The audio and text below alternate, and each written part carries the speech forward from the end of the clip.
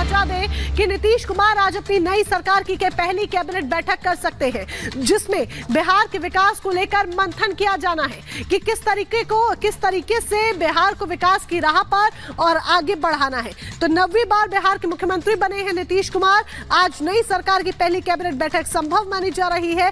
CM खुद बैठक की अध्यक्षता करते नजर आएंगे। बैठक में दोनों उप मुख्यमंत्री भी मौजूद रहेंगे। कई ऐसे अहम मुद्दों जिनको लेकर चर्चा हो सकती है बैठक में। विकास इसमें एक अहम मुद्दा रहने वाला है, तो तमाम मुद्दों को लेकर चर्चा होगी और इस पर सभी की नजर रहने वाली है, क्योंकि नई सरकार और नई सरकार की पहली कैबिनेट बैठक आज बिहार में हो सकती है। और देखा जाए तो चुनाव भी जिस तरीके से बेहद नजदीक माने जा रहे हैं और चुनावों को देखते हुए भी ये बैठक बहुत ज्यादा महत्वपूर्ण हो जाती है, क्योंकि आगे की रणनीति, बिहार को लेकर पूरी स्ट्रैटेजी, कैसे आगे बढ़ना है, कैसे जनता के दिल में अपनी जगह बनानी है, ये सब कुछ अब इस बैठक में कहीं ना कहीं इस बैठक में चर्चा होनी है, मंथन होना है।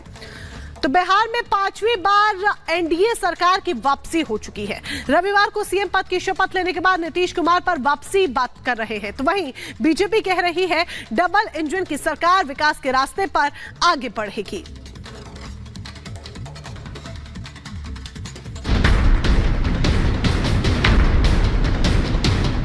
अब ये डबल इंजन की सरकार में उन्होंने जो निश्चय लिया है उसके बहुत ही अच्छे प्रमाण और अच्छे प्रभाव बिहार के दृष्टि से होगा, ऐसा हमारा विश्वास है। ऐतिहासिक विजय होगी लोकसभा में और बिहार में 40 की 40।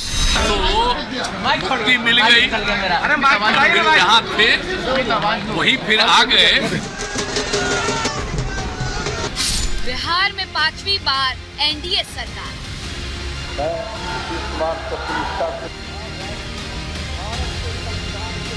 बिहार में बहार है, सीएम नीतीश कुमार है। जी हाँ, एक बार फिर नीतीश कुमार ने मुख्यमंत्री पद की शपथ ली, लेकिन उनके साथी अलग नजर आए। कभी कुछ दिन पहले तक लालू और तेजस्वी के साथ नजर आने वाले नीतीश कुमार ने साथी तो बदल लिए, लेकिन बिहार की कमान खुद के पास ही रखी।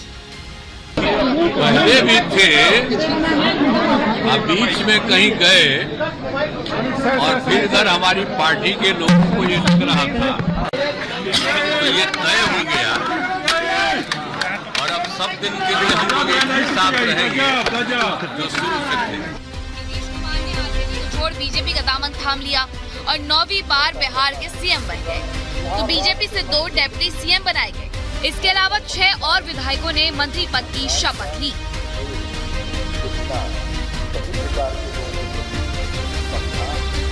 नई सरकार के बनने पर पीएम मोदी और बीजेपी अध्यक्ष जेपी नड्डा ने बधाई दी। पीएम मोदी ने पोस्ट कर लिखा, बिहार में बनी एनडीए सरकार राज्य के विकास और यहाँ के लोगों की आकांक्षाओं को पूरा करने के लिए कोई कोर कसर नहीं छोड़ेगी। नीतीश जी को मुख्यमंत्री और सम्राट चौधरी जी एवं विजय सिन्हा जी को उप मुख्यमंत्री पद की शपथ लेने पर मेरी बहुत बहुत बधाई। उज्जवल विकास के लिए और उज्जवल बिहार के लिए यह जो नई सरकार एनडीए की बनी है, मुझे पूरा विश्वास है कि ये एक उज्जवल बिहार को बढ़ाने में सक्षम रहेगी। नई सरकार को समर्थन देने खुद बीजेपी अध्यक्ष जेपी नड्डा पटना पहुंच गए और शाम 5 बजे नीतीश कुमार समेत 9 मंत्रियों ने राजभवन में शपथ ली, जिसमें से बीजेपी के 2 विधायक डिप्टी सीएम बनाए गए। एकदम 40 की 40 जीतेंगे, कंफर्म रहिए। पिछले बार एक छूट गया था, वो भी नहीं छोड़ेंगे। 2020 में हम चुनाव जीत कर आए थे और लालू प्रसाद जी के पूरे परिवार को हरा के आए थे। आगे भी हराएंगे, चिंता मत कीजिए। राम राज की ओर हम लोगों को आगे बढ़ना है और बिहार के अंदर जो माहौल बना था उस माहौल को परिवर्तित कर करके सुशासन का एक फिर से बेहतर माहौल हम लोग सामूहिक रूप से मिलकर के खड़ा करना। महज 6 घंटे के भीतर नीतीश कुमार सीएम से केयरटेकर सीएम और फिर सीएम पद पर विराजमान हो गए और बोले अब इधर उधर जाने का सवाल नहीं है। वहीं जेपी नड्डा ने नीतीश के साथ आने के बाद इंडी पर जमकर हमला बोला।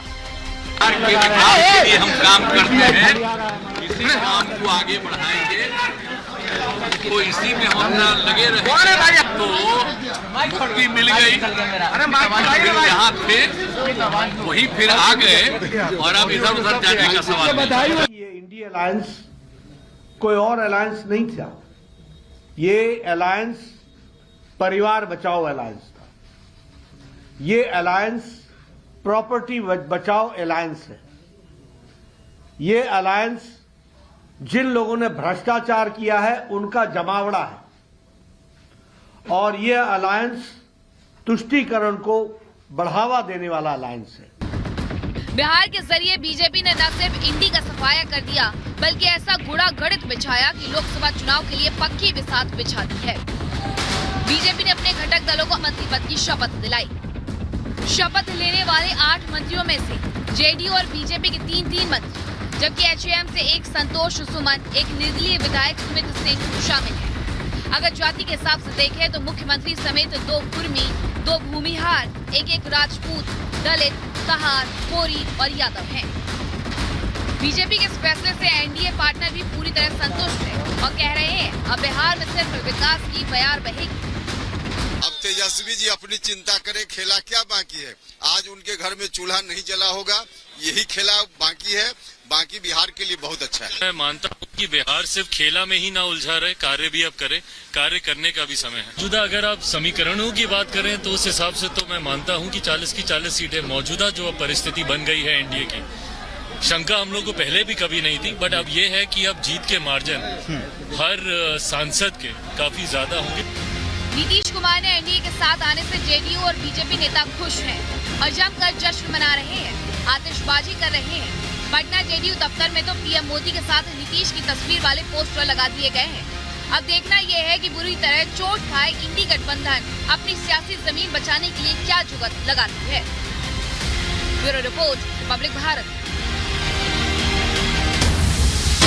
नीतीश ने अपनी राहें जुदा कर एनडीए के साथ नई सरकार का गठन कर लिया है, तो उधर इंडी पर अब कांग्रेस नेता ही सवाल उठाते हुए नजर आ रहे हैं। कैप्टन ही छोड़ गया गठबंधन, कहना है प्रमोद कृष्णम का। कांग्रेस के नेता प्रमोद कृष्णम ने इंडी गठबंधन पर सवाल उठाते हुए कहा है कि कैप्टन ही गठबंधन छोड़ गया, क्योंकि वो नीतीश कुमार ही थे जिन्होंने तमाम विपक्षी नेताओं को एकजुट किया और इंडी गठबंधन का निर्माण हुआ। नीतीश का जाना दुखद है, हमें चिंतन की जरूरत है, प्रमोद कृष्णम ने कहा। इंडी गठबंधन में अब कुछ भी नहीं बचा, समन्वय कर रहे नेताओं पर हो कार्रवाई, प्रमोद कृष्णम कहते हुए नजर आए। तो आपको बता दें कि अब इंडी गठबंधन के भविष्य पर भी सवाल है। उनका इस तरह से इंडिया गठबंधन को छोड़ के जाना, क्योंकि इंडिया गठबंधन के एक प्रमुख चेहरे थे वो, या यूं कहिए उसके संस्थापक सदस्य जैसे होता है। अब कैप्टन ही इंडिया गठबंधन को छोड़ के चला गया, तो ये हमारे लिए तो बहुत दुखद है। लेकिन चिंतन इस बात का करना चाहिए कि ये नौबत क्यों आई। उन नेताओं के खिलाफ कार्रवाई होनी चाहिए जो इंडिया गठबंधन में कोऑर्डिनेट कर रहे थे।